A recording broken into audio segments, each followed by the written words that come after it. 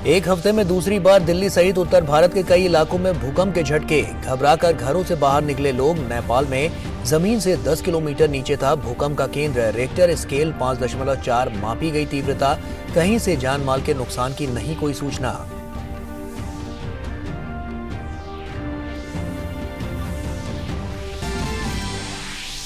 प्रधानमंत्री मोदी ने आंध्र प्रदेश के विशाखापत्तनम में 10,500 करोड़ रुपए से अधिक की परियोजनाओं का किया शिलान्यास और लोकार्पण। तेलंगाना के रामागुंडम में उर्वरक संयंत्र राष्ट्र को किया समर्पित। बेगमपेट में भाजपा कार्यकर्ताओं को किया संबोधित। कहा, राज्य में खिलेगा कमल।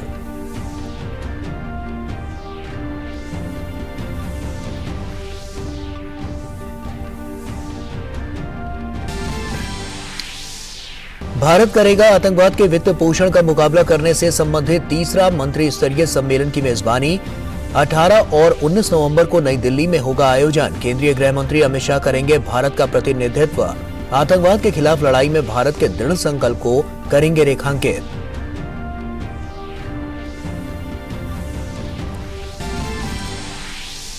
आसियान देशों के साथ भारत नए क्षेत्रों में साझेदारी की करेगा पहल। 19वें आसियान भारत स्मारक शिखर सम्मेलन में सभी देशों ने मिलकर आतंकवाद और वैश्विक अपराध रोकने का संकल्प किया व्यक्त। उपराष्ट्रपति जगदीप धनखड़ ने नए और उभरते क्षेत्रों में साझेदारी की क्षमता को किया रेखांकित। कंबोडिया के प्रधानमंत्री हुन सेन के साथ की बातचीत। 4 समझौतों पर हुए हस्ताक्षर। पहाड़ी राज्य हिमाचल प्रदेश के विधानसभा चुनाव में लगभग 66% हुआ मतदान। मतदाताओं की किस्मत ईवीएम में हुई कैद।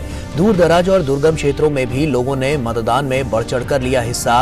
विश्व के सबसे ऊंचे मतदान केंद्र ताशीगंग में 100% मतदान। सभी पार्टियों ने अपनी जीत का किया दावा। 8 दिसंबर को आएगा फैसला।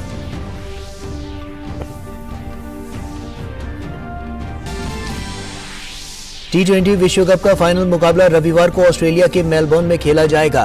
पाकिस्तान और इंग्लैंड की टीमें होंगी आमने सामने। रोमांचक मुकाबले की उम्मीद। बारिश के कारण मैच बाधित होने पर रखा गया रिजर्व डे।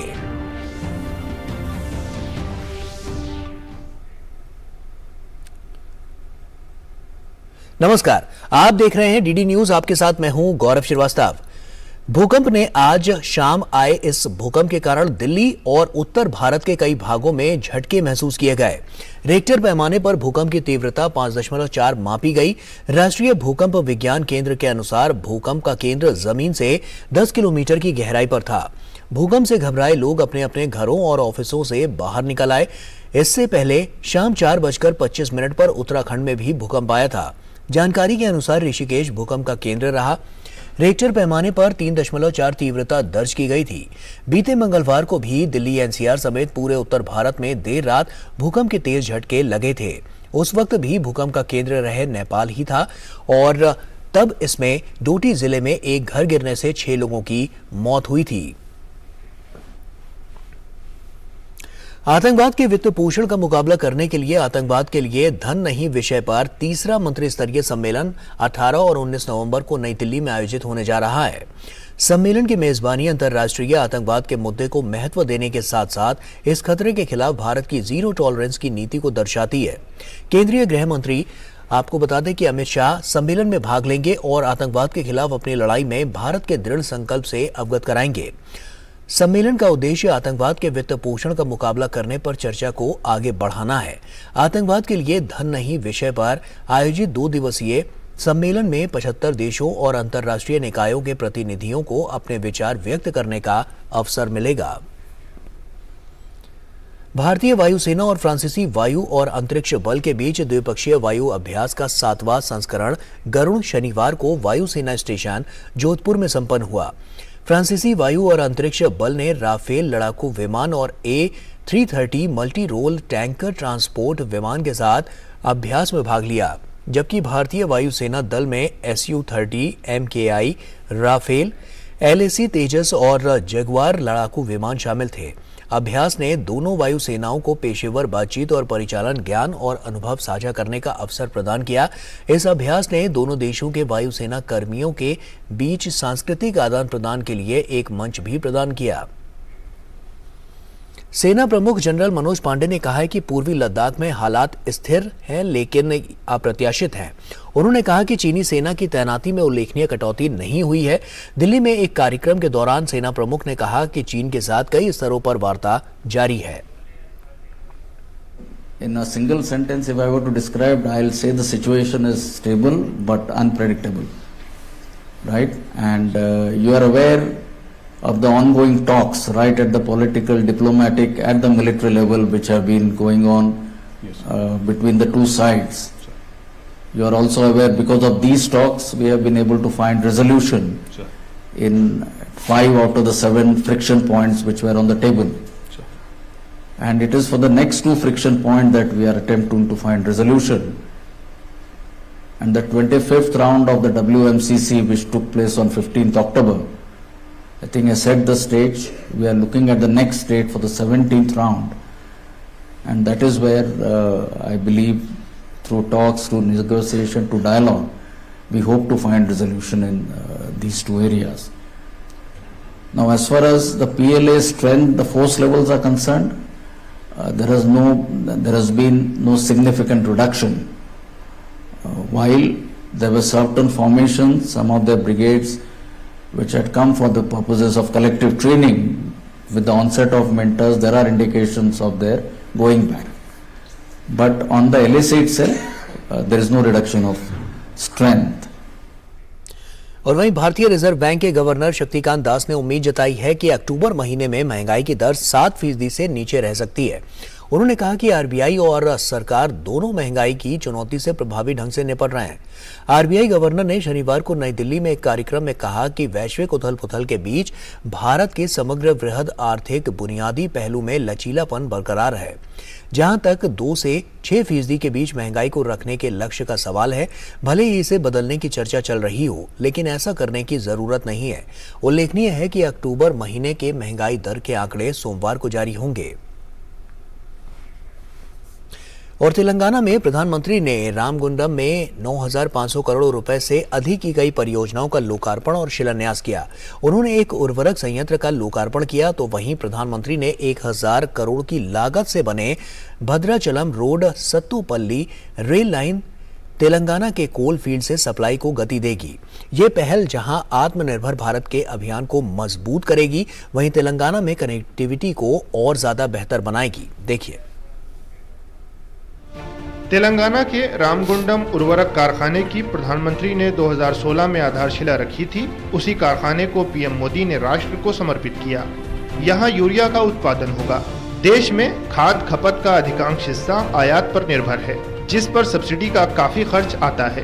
प्रधानमंत्री ने बताया कि बीते 8 साल में सब्सिडी पर 9.5 लाख करोड़ रुपए खर्च किए गए और मौजूदा वित्त वर्ष में 2.5 लाख करोड़ रुपए। किसानों को जो यूरिया 270 रुपए प्रति बैग मिलता है, उसे 2,000 रुपए की लागत से आयात किया जाता है। वहीं डीएपी के एक बैग पर सरकार 2,500 रुपए की सब्सिडी देती है।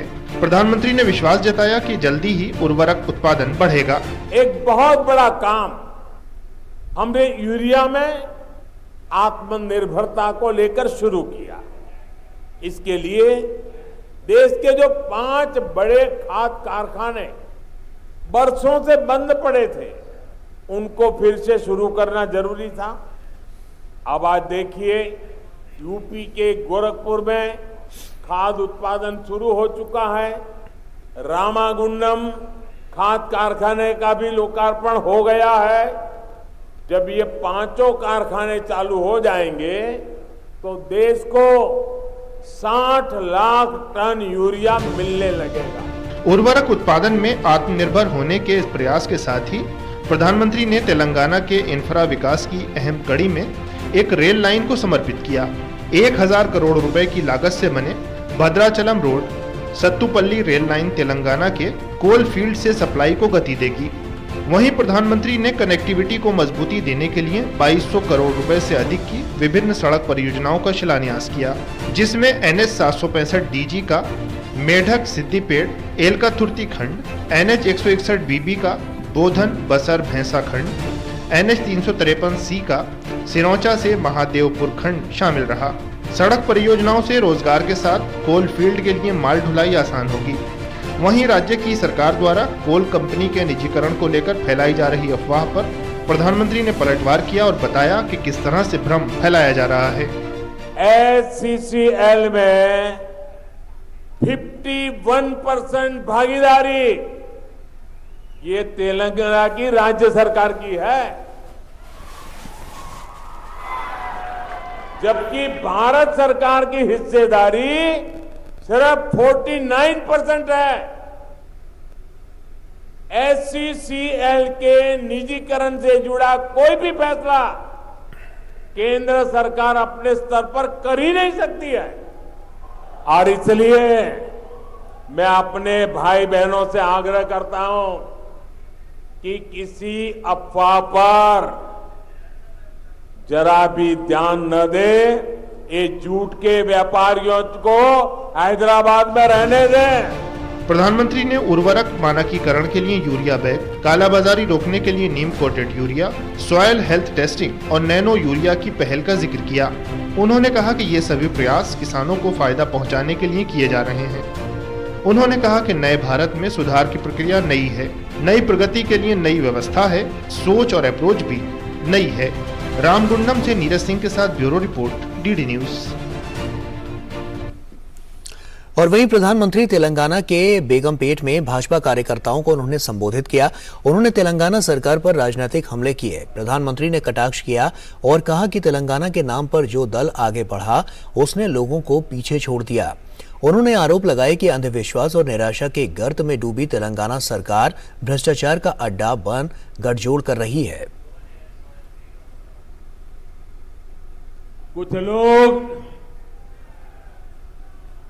कार्रवाई से बचने के लिए एकजुट होने का प्रयास कर रहे हैं, भ्रष्टाचारियों का गठजोड़ बनाने का प्रयास कर रहे हैं। लेकिन तेलंगाना की जनता, देश की जनता ये देख भी रही है, समझ भी रही है। भ्रष्टाचार और परिवारवाद गरीब का सबसे बड़ा दुश्मन होता है। भ्रष्टाचार और परिवारवाद विकास का सबसे बड़ा दुश्मन होता है। इसलिए भाजपा भ्रष्टाचार और परिवारवाद दोनों से लगातार मोर्चा ले रहा है।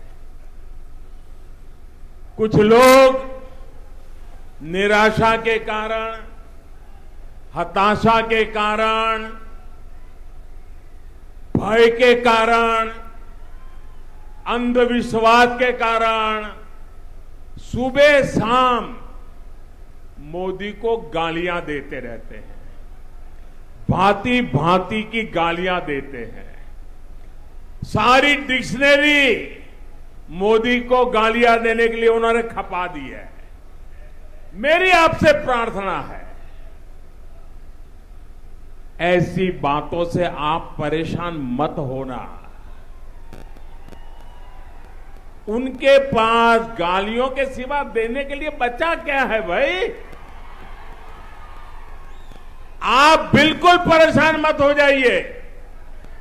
और मैं तो पिछले 20-22 साल से बड़ी वैरायटी की गालियां खा चुका हूं। मेहरबानी करके इससे जरा भी परेशान मत होइए। शाम को उन गालियों को, उस पर बड़ी हंसी मजाक कीजिए, बढ़िया चाय पीजिए और दूसरे दिन सुबह कमल खिलने वाला है, इस खुशी में आगे बढ़िए। और वहीं भाजपा ने दिल्ली नगर निगम चुनावों के लिए 232 उम्मीदवारों की सूची जारी की है। सूची में 126 महिला उम्मीदवार शामिल हैं। भाजपा ने 9 पूर्व महापौरों, 52 पूर्व पार्षदों, विधानसभा चुनाव लड़ चुके 3 उम्मीदवारों, 2 राज्य पदाधिकारियों, 4 जिला अधीक्षकों और 3 डॉक्टरों को चुनावी मैदान में उतारा है। हिमाचल प्रदेश की बात करें तो हिमाचल प्रदेश की 68 विधानसभा सीटों के लिए आज मतदान संपन्न हो गया। सुरक्षा के पुख्ता बंदोबस्त के बीच शाम 5 बजे तक वोट डाले गए। राज्य की 68 सीटों के लिए 24 महिलाओं सहित कुल 412 उम्मीदवारों की चुनावी किस्मत अब ईवीएम में कैद हो गई है। इसी के साथ अब इंतजार 8 दिसंबर का है, जब ईवीएम के आंकड़े सामने आएंगे और राजनीतिक बिसात में जीत हार अपने अंतिम पड़ाव तक जा पहुंचेगा। राज्य में शाम 5 बजे तक लगभग 66% मतदान दर्ज किया गया। और गुजरात विधानसभा चुनाव के लिए कांग्रेस ने 9 उम्मीदवारों की चौथी सूची जारी की है। कांग्रेस ने अब तक 105 उम्मीदवारों के नामों की घोषणा की। और गुजरात में भी अगले 1 और 5 तारीख को विधानसभा के लिए मतदान होना है। राजनीतिक हलचल अपने चरम पर तो पहुंच ही रही है। ऐसे में कांग्रेस ने अपना घोषणा पत्र जारी किया, जिसे नाम दिया गया है जन घोषणा पत्र 2022। लेकिन ऐसे में भी कांग्रेस को अपने पीएम पर दिया अपने एक बयान के लिए किरकिरी का सामना करना पड़ा, जब भाजपा ने जोरदार पलटवार किया।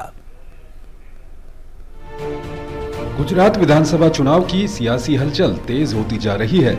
शनिवार को कांग्रेस ने अपना घोषणा पत्र जारी किया। अहमदाबाद में आयोजित कार्यक्रम में राजस्थान के मुख्यमंत्री और कांग्रेस के वरिष्ठ नेता अशोक गहलोत ने गुजरात कांग्रेस के पदाधिकारियों की मौजूदगी में पार्टी का जन घोषणा पत्र 2022 जारी किया। इस घोषणा पत्र में युवाओं, महिलाओं और किसानों के लिए कई वादे किए गए हैं। कांग्रेस को उम्मीद है कि गुजरात के मतदाता उसके वादों पर विश्वास करेंगे।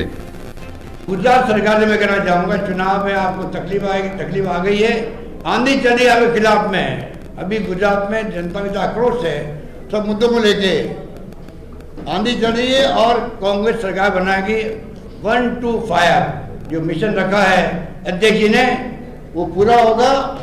ये मैं आपको निवेदन करना चाहूँगा कि किस प्रकार से जो ये भ्रमित कर रहे हैं वो भ्रमित होने वाले नहीं लोग। घोषणा पत्र जारी होने के दौरान कांग्रेस के वरिष्ठ नेता मधुसूदन मिस्त्री ने पीएम मोदी के लिए आपत्तिजनक टिप्पणी की, जिसका भाजपा ने जोरदार पलटवार किया। भाजपा ने याद दिलाया कि कांग्रेस के नेता पिछले गुजरात चुनाव में भी ऐसी ही भाषा का प्रयोग कर रहे थे। फिर से एक बार कांग्रेस पार्टी ने अपना असली चेहरा और चरित्र दिखाया है और जिस प्रकार की उनकी संभ्रांतवादी, परिवारवादी और एलिटिस्ट मानसिकता है, उसके तहत कांग्रेस पार्टी के प्रथम परिवार के सबसे खास नेता मधुसूदन मिस्त्री ने प्रधानमंत्री को कहा है कि वो उनकी औकात दिखा देंगे। बार बार कांग्रेस पार्टी ने 80 से ज्यादा गालियां प्रधानमंत्री को, उनके गरीब पृष्ठभूमि को, उनके समाज को और उनके परिवार को दी है। इस बीच उम्मीदवारों की घोषणा का सिलसिला भी जारी रहा। भाजपा ने अपनी दूसरी सूची जारी की, जिसमें 6 नाम हैं। पार्टी ने धोराजी सीट से महेंद्र भाई पाडलिया, खंभालिया से मुलू भाई बेरा, कुतियाना से ढेलीबेन मालदेभाई ओडेदरा, भावनगर पूर्व से सेजल राजीव कुमार पांड्या, डेडियापाड़ा सुरक्षित से हितेश देवजी वसावा और 84 विधानसभा सीट से संदीप देसाई को उम्मीदवार बनाया है। भाजपा गुजरात के लिए अभी तक 166 उम्मीदवारों का ऐलान कर चुकी है। उधर अन्य पार्टियों के उम्मीदवारों के नाम सामने आने का क्रम भी जारी है। आम आदमी पार्टी ने गुजरात विधानसभा चुनाव के लिए अपने उम्मीदवारों की 15वीं सूची जारी की। इसमें 3 उम्मीदवारों के नाम शामिल हैं। पार्टी अब तक अपने 177 उम्मीदवार घोषित कर चुकी है। ध्यान रहे कि गुजरात विधानसभा के चुनाव 2 चरणों में हो रहे हैं। चुनाव का पहला चरण 1 दिसंबर और दूसरा चरण 5 दिसंबर को होगा। मतों की गिनती 8 दिसंबर को होनी है। Bureau report, DD news. अंतर्राष्ट्रीय खबरों की बात करें तो विदेश मंत्री एस जयशंकर ने आज कंबोडिया में नामपेन में पूर्वी एशिया शिखर सम्मेलन से अलग कनाडा की विदेश मंत्री से मुलाकात की। दोनों विदेश मंत्रियों ने यूक्रेन संघर्ष, हिंद प्रशांत द्विपक्षीय सहयोग पर चर्चा की। विदेश मंत्री एस जयशंकर ने कहा कि उन्होंने वीजा से जुड़ी समस्याओं के समाधान के लिए कनाडा की सराहना की। इससे पहले दिन में विदेश मंत्री ने यूक्रेन के विदेश मंत्री दिमित्रो कुलेबा से भेंट की। दोनों नेताओं ने रूस यूक्रेन संघर्ष के बीच खाद्यान्न पहल और परमाणु खतरों पर चर्चा की। विदेश मंत्री डॉक्टर एस जयशंकर उपराष्ट्रपति जगदीप धनखड़ के साथ आसियान भारत शिखर सम्मेलन और 17वें पूर्वी एशिया शिखर सम्मेलन में भाग लेने के लिए कंबोडिया की यात्रा पर हैं। सीनियर कंसल्टेंट रमनजीत कौर के नेतृत्व में आज केंद्र सरकार की पेंशन विभाग और पेंशनर्स वेलफेयर टीम ने जम्मू का दौरा किया। State Bank of India Jammu cantt शाखा में एसबीआई के सहयोग से केंद्र सरकार के पेंशनरों के लिए विशेष शिविर आयोजित किया गया। बड़ी संख्या में पेंशनरों ने अभियान स्थल का दौरा किया। इन पेंशन भोगियों को विभाग के अधिकारियों द्वारा जीवन प्रमाण पत्र जमा करने के लिए अपने मोबाइल फोन में फेस ऑथेंटिकेशन जीवन प्रमाण ऐप डाउनलोड करने का तरीका बताया गया।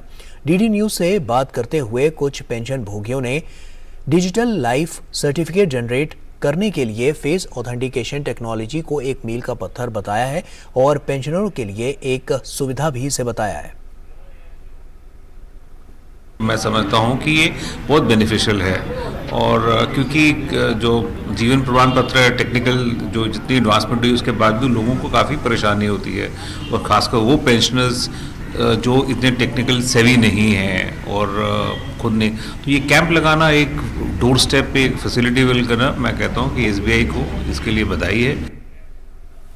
अहम फैसला किया है सरकार ने और एक ऐसी फैसिलिटी दी है कि टेक्नोलॉजी का इस्तेमाल करके पेंशनर्स घर बैठे अपनी लाइफ सर्टिफिकेट दे सकते हैं। डिपार्टमेंट ऑफ पेंशन ने जम्मू में एसबीआई कैंटोनमेंट की बैंक की जो प्रीमिसेस में कैंप लगाया है वो बहुत ही बेहतरीन एक फैसला है और ये ईज़ ऑफ लिविंग जो पेंशनर्स को दी गई है ये डीएलसी के थ्रू ये बहुत ही एक कमेंडेबल जॉब किया है डिपार्टमेंट ऑफ पेंशन ने। बड़ा अच्छा इनिशिएटिव है ministry of personal and pension and pensioner welfare. उन्होंने खुद यहाँ पर अपने एक अफसर को डिप्यूट किया है जो कि यहाँ आकर सबके अपने डीएलसी बनाने में मदद कर रही हैं। बहुत बेनिफिट हुआ है, लाइन से बच गए हैं लोग, बहुत सुविधा है, आराम से अपनी वेरिफिकेशन हो रही है और कहीं जाना भी नहीं पड़ता है। कैंप्स इवन ये उनमें डोर स्टेप पे हमें ये फैसिलिटी मिली है। इसके लिए डीओटीपी डॉक्टर जितेंद्र सिंह और बहुत सभी लोग जो इसमें इन्वॉल्व हैं उनका बहुत बहुत शुक्रिया है। मैं कहता हूँ ये एक बूम है, हमारे जो पेंशनर हैं ये उनके लिए उनकी लाइफ में बूम है, ताकि जो है वो फालतू फंड के जो इधर चक्कर लगते थे ना इन डॉक्यूमेंट्स बनाने में या एलसी बनाने में, वो टाइम बचेगा। और वहीं जम्मू कश्मीर के श्रीनगर में स्थित एसबीआई की मुख्य शाखा में पेंशनर्स के लिए डिजिटल जीवन प्रमाण पत्र को लेकर अभियान चलाया गया। इसके तहत पेंशन लाभार्थियों को जानकारी दी गई। विशेष शिविर में लोगों ने बढ़ चढ़कर हिस्सा लिया। Central government pensioners welfare association की तरफ से ये एक लाइफ सर्टिफिकेट का एक कैंपेन हमने शुरू किया है। दरअसल बात यह है कि जो डिजिटल लाइफ सर्टिफिकेट है, लाइफ सर्टिफिकेट ये बताने के लिए कि हम जिंदा हैं जितने भी पेंशनर्स, और हमने कोई दूसरी शादी नहीं की है और हम कोई दूसरा काम नौकरी नहीं कर रहे हैं, तो उसके लिए हमने ये एक कैंप यहाँ दिया और इस कैंप में ये पता चला कि किस तरह से ये सब कुछ हम डाउनलोड कर सकते हैं। बाहर हमें करीबन 2 घंटे 3 घंटे लगते थे, लेकिन अब यहाँ करीबन मेरे ख्याल में 1 मिनट से कम ही समय में ये हो गया। जम्मू और कश्मीर की यूनियन टेरिटरी में हज़ारों की तादाद में सेंट्रल गवर्नमेंट पेंशनर्स हैं जिनको इस महीने और अगले महीने में लाइफ सर्टिफिकेट सबमिट करनी है पेंशन रिसीव करने के लिए। इसको फैसिलिटेट करने के लिए department of pension and pension welfare government of India ने आज का ये फंक्शन यहाँ ऑर्गेनाइज किया, जिसमें उन्होंने स्टेट बैंक ऑफ इंडिया के साथ टाई अप करके एक ऐसा सिलसिला बनाया कि डिजिटल सर्टिफिकेट 1 मिनट से भी कम में उनको मिल जाता है। तो इसलिए ये बहुत ही अच्छा फंक्शन रहा है। उसके अलावा और पेंशन से मुतल्लिक जो भी इनके पेंशनर्स की मुश्किलात हैं उसके उनको हल करने के लिए भी यहाँ डायरेक्टर मिनिस्ट्री से आए हैं। Department of pension and pensioner welfare government of India ने फेस ऑथेंटिकेशन टेक्नोलॉजी लॉन्च करी है डिजिटल लाइफ सर्टिफिकेट सबमिट करने के लिए। सभी पेंशनर्स को नवंबर के महीने में अपना लाइफ सर्टिफिकेट देना होता है। तो डीएलसी लॉन्च किया गया 2014 में और लास्ट ईयर बहुत लोगों ने बहुत सक्सेसफुली डीएलसी अपना किया, 20 लाख प्लस लोगों ने अपना किया।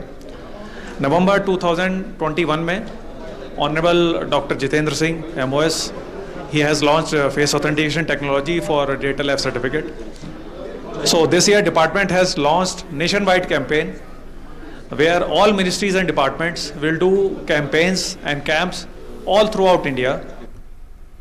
और इसी के साथ फिलहाल इस बुलेटिन में इतना ही। हमें दीजिए इजाजत। नमस्कार।